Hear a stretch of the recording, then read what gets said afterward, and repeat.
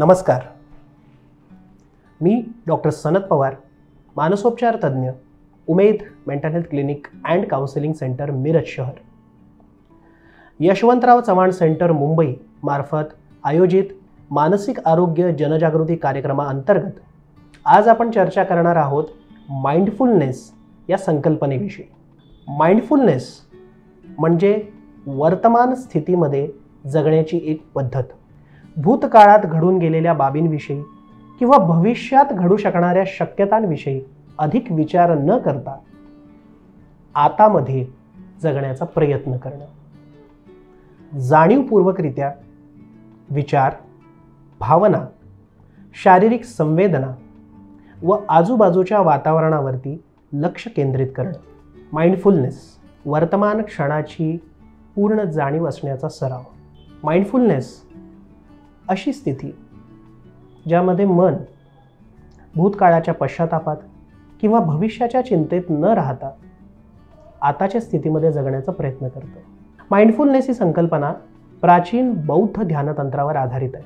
आजच्या घडीला याचा वापर ताणतणाव कमी करण्यासाठी, मानसिक आरोग्य उत्तम राखण्यासाठी आणि एकूणच आयुष्य आनंदी बनवण्यासाठी वापरता येतो. माइंडफुलनेस या संकल्पनेची काही प्रमुख तत्त्व आहेत. Number 1, acceptance. जीवनामध्ये घडणाऱ्या विविध घटना, कृती यांना जसं आहे तसं स्वीकारणं. Number 2, awareness of present. वर्तमान स्थितीबद्दलची पूर्ण जाणीव ठेवणं. आणि नंबर 3, बीइंग नॉन जजमेंटल. स्वतःच्या किंवा इतरांच्या विचार, भावना, कृती यांच्याबद्दल कोणत्याही प्रकारच्या निर्णयाप्रती न येण्याचा प्रयत्न करणं. ही तत्त्व मनुष्याला नकारात्मकतेपासून दूर ठेवतात आणि एकूणच सकारात्मक भावना वाढीस लागण्यासाठी फायदेशीर ठरतात. क्रमांक 4, पेशन्स अर्थात संयम. कोणतीही कृती करताना किंवा कोणत्याही प्रसंगातून जात असताना संयम हा अत्यंत महत्त्वाचा असतो.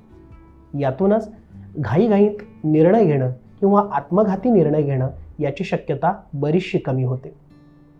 नंबर 5, ट्रस्ट अर्थात विश्वास. स्वतःच्या विचारांवरती, कृतीवर आणि एकूणच स्वतःच्या अनुभवांवर गाढ विश्वास असणं हे देखील तितकंच गरजेचं आहे. यातून निर्णय घेण्यास निश्चितपणानं मदत होते. आणि नंबर 6, बिगिनर्स माइंड.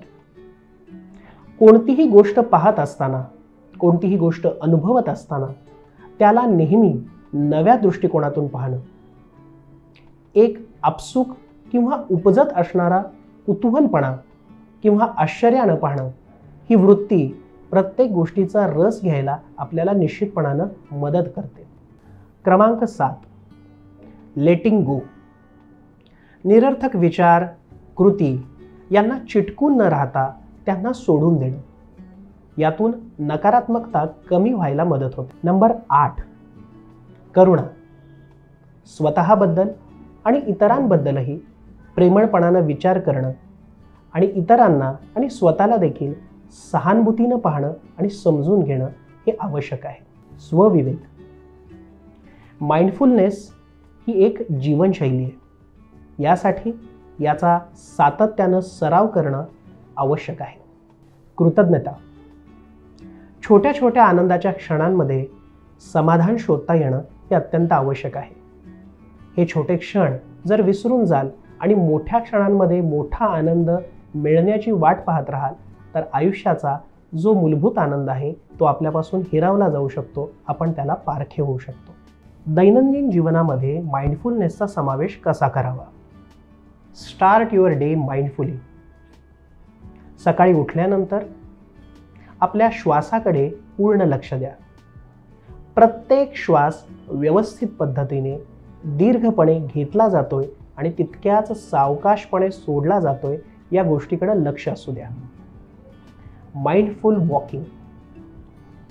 दिवसाची सुरुवात करताना दिवसभरामध्ये जेव्हा कधी चालण्याची वेळ येईल त्यावेळेला प्रत्येक पाऊल मनापासून टाकण्याचा प्रयत्न करा. त्या टाकल्या जाणाऱ्या प्रत्येक पावलाचा व्यवस्थितपणे अनुभव घेणं हे तितकंच आवश्यक आहे. माइंडफुल ईटिंग, दिवसातून जेव्हा केव्हा खाण्यासाठी जेवणासाठी बसाल त्यावेळेला खाताना आपलं पूर्ण लक्ष हे खाण्याकडे असावं. आपण काय खातो आहोत, त्याची चव कशी आहे, त्याचा रंग कसा आहे, त्याचा सुगंध, त्याचा पोत कसा आहे, या गोष्टींकडे आपलं लक्ष असणं आवश्यक आहे, जेणेकरून आपण जे खातो आहोत त्याचा पूर्ण आस्वाद आपल्याला घेता येतो. माइंडफुल कम्युनिकेशन, स्वतःशी, आपल्या नातलगांशी, मित्रांशी, हितचिंतकांशी, कुटुंबियांशी हा संवाद माइंडफुली असायला हवा. बोलत असताना त्या संभाषणाकडे आपलं पूर्ण लक्ष असणं अपेक्षित आहे. समोरच्याशी बोलताना आपण मोबाईलवरती काम करणं किंवा इतर कामामध्ये गुंतवून ठेवणं याचा एकूणच संभाषणावर नकारात्मक परिणाम होण्याची शक्यता असते. यामुळं संभाषणाकडे पूर्ण लक्ष देणं, त्या व्यक्तीच्या हावभावांकडे, प्रतिक्रियेकडे लक्ष देणं हे माइंडफुल कम्युनिकेशनसाठी सर्वात फायदेशीर ठरतं. माइंडफुल क्लिनिंग, फावल्या वेळेमध्ये किंवा दररोजच्या आयुष्यातही घरातली साफसफाई करणं, वस्तू नीटनेटक्या पद्धतीनं लावून ठेवणं ही कामं मनापासून करायला हवीत. प्रत्येक कामाकडे आपलं बारकाईनं लक्ष असणं गरजेचं आहे. यातून आपण कामामध्ये पूर्णपणे एकाग्र होतो, काम अधिक चांगल्या पद्धतीनं होतं. हे जसं माइंडफुल क्लिनिंगसाठी लागू होतं त्याचप्रमाणे माइंडफुल वर्किंगसाठी सुद्धा लागू होतं. एक काम करत असताना त्या कामाकडे पूर्णपणे लक्ष देणं हे आवश्यक आहे. यातून एकूणच कामाविषयीचा दर्जा वाढतो, आपली काम करण्याची प्रोडक्टिव्हिटी, ज्याला उत्पादक क्षमता असं म्हटलं जातं, ती वाढते, मन एकाग्र होतं, लक्ष विचलित होण्याची संभावना कमी होते. मल्टीटास्किंग, एकाच वेळेला अनेक कामं घेणं हे शक्यतो टाळावं. एका वेळेला एक काम हातात घेऊन ते व्यवस्थितरित्या पूर्ण कसं होईल याकडे कटाक्षानं लक्ष देणं हे आवश्यक आहे. यातून काम व्यवस्थित पूर्ण होणे आणि आपल्याला समाधान मिळणे या प्रक्रियेची सुरुवात होते. आणि सरते शेवटी माइंडफुल बेड टाईम, पूर्ण दिवसभराचं काम आटोपल्यानंतर संध्याकाळच्या वेळेला, ज्यावेळेला आपण आराम करत असतो किंवा रात्री झोपतेच्या वेळेला आपण दिवसभरामध्ये काय काय गोष्टी केल्या या गोष्टींना आठवून पाहणं, दुसऱ्या दिवशीच्या कामाच्या सुरुवात करण्यापूर्वी त्या पूर्ण कामाचं नियोजन करणं, दिवसभरामध्ये जे जे क्षण अनुभवायला आले, आनंदाचे, दुःखाचे, सुखाचे किंवा वाईट वाटण्यासारखे, हे सर्व क्षण आठवून पाहणं आणि कुठलाही एखादा अविस्मरणीय प्रसंग जर घडला असेल तर तो निश्चितपणानं डायरीमध्ये नोंदवून ठेवणं हे माइंडफुल बेड टाईमसाठी निश्चितपणानं फायदेशीर ठरू शकतं. माइंडफुलनेसचे होणारे फायदे, अर्थातच ताणतणाव कमी होण्यास निश्चितपणानं मदत होते, सुसंवाद प्रस्थापित होतो, एकूणच कार्यक्षमता वाढीस लागते, समाधान व मनःशांती लाभते. लक्षात घ्या, प्रत्येक क्षण ही एक संधी आहे, त्याचा माइंडफुली अनुभव घ्या. थांबा, श्वास घ्या आणि प्रत्येक क्षण जिवंतपणे जगा. धन्यवाद.